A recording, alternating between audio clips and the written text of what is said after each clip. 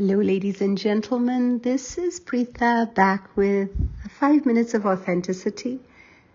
And welcome to my little space where I talk about topics and get deep into them and pick a theme every month. Topics that I encounter as a life coach while talking to individuals or working with my clients, or reflections that I have just living my own life. Today is more of the latter, because today we're going to focus on growth like we have been this month. And this week, I want to talk about the mirror of resistance. Resistance is often looked at a hurdle, a barrier, and an impediment in our way of growth. But in the last few months, I found two instances where I have been forced, I wouldn't say forced, but definitely more inclined, if you will, to reframe resistance as a teacher. Now, I'm going to give you two instances and relate what happened, and then I'm assuming you will be able to understand where I'm coming from as I talk about them. So one of the things that I talked about earlier in an earlier episode was dealing with a skin irritation on my face that is on its way out, which is wonderful. But it has been a hard 5 months of sleeping mostly on my left side because I have to apply this ointment on the right side, on my right cheek. And that has resulted in me mostly trying to sleep in one way, sometimes feeling a little stiff on one side, etc.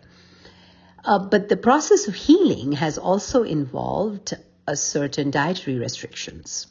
But it has not been fun. So 5 months of having to put this cream up, having flares on my face out of the blue, finding foods and patterns. And it's a constant struggle, if you will, of figuring out how to make this go away, because the medication, as effective as it is, isn't the only solution. So that is one part.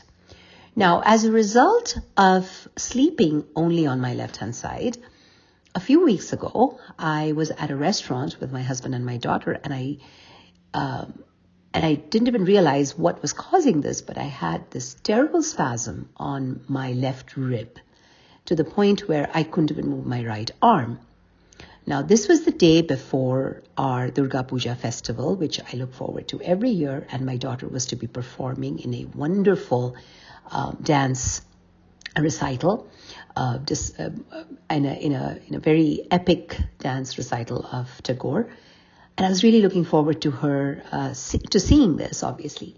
But things went from bad to worse with the pain. So we left her at the hotel where we were staying, close to the venue, and we were in the ER from about 10 p.m. that night to 2 a.m. the following morning. So about 4 hours in the ER, x-rays, lot of,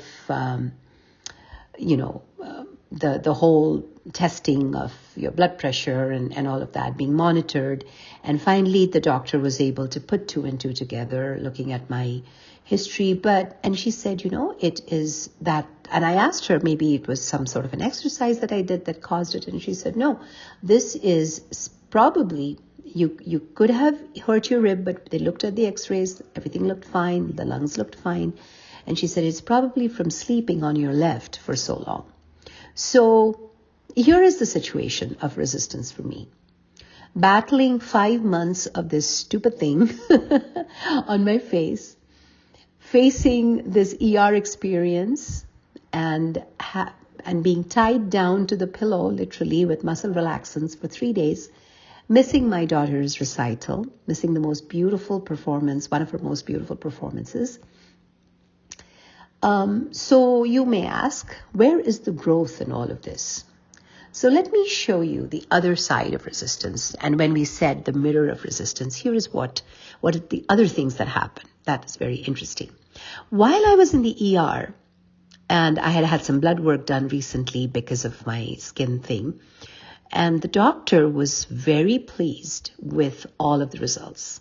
And the reason the blood work looked so good is because I pretty much have only anti-inflammatory foods now so as to prevent any flares.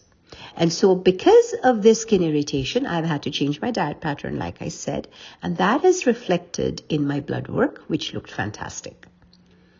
The other part of this mirror of resistance is the fact that I've always been there for my daughter to help her with the makeup, help with the costume, and, kind of be there for her. This time, I just had to trust her and my friends and know that, what, she's got this. My friends will help her out. And guess what? Not only did they help her out, they went above and beyond. And my little girl, while I was in the ER, FaceTimed me, telling me that she was curling her hair for the part she had to play the next day. And she said, Mom, don't worry about it. I will be okay. I will go to sleep. You come back when the doctors let you come back. And so within those 4 hours, in the middle of this whole trauma, my little girl grew up.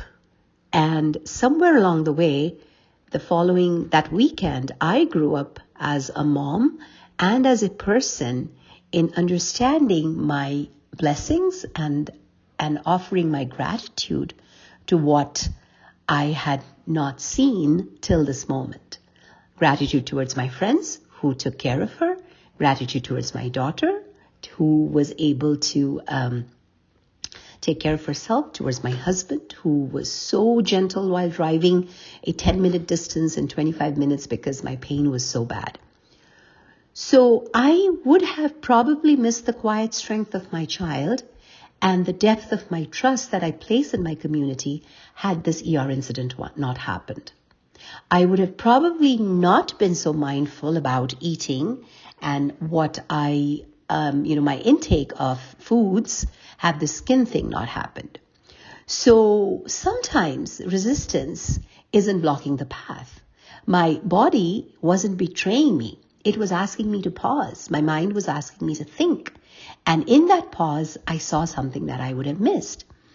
And so what happens is sometimes from a behavioral science aspect is in neuroscience, it tells us that change activates the amygdala, right? The part of the brain that is your threat detector, that is your fight or flight response.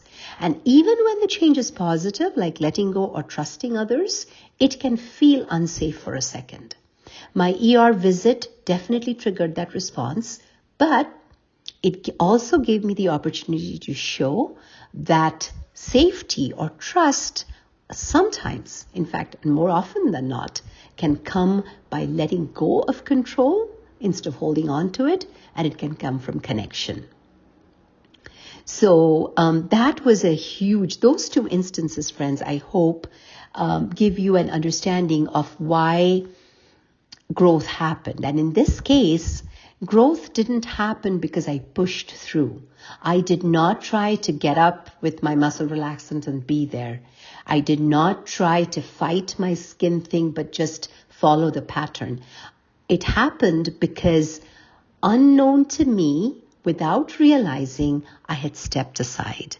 And sometimes the greatest kind of growth happens when instead of fighting the resistance, we look at it and ask ourselves, what am I protecting myself from? Am I afraid? Is it grief? Is it control? Is it the fear of being seen? Is it the vulnerability? Is it my lack of control that I'm causing myself to feel this resistance with? It is important to ask that question when you face resistance. So resistance, like I hope to impress upon you, friends, is not the enemy. In fact, it is that edge. It is the boundaries of your becoming. If you do yoga or do any kind of exercise, I'm sure your instructor or whatever process you follow, there is that edge. There is that edge beyond which you can push yourself just a little bit more. And then once you do, the next time you do it, that edge is no longer the boundary. So resistance can be like that. So I hope this was insightful for you, because it was definitely very deeply personal in sharing what I did. And I definitely went over 5 minutes, I know. But yes, growth can sometimes happen when we step aside. Thank you, friends, for listening to my little talk here. This is Preetha with 5 Minutes of Authenticity. Feel free to subscribe if you are here for the first time. And if you're not, well, thank you for revisiting. You can find me on any channel where you listen to your podcasts. Until next time, where we will talk a little bit about the grace of small steps. So we've faced resistance. What happens next? Little movements. Wait for it. Thank you.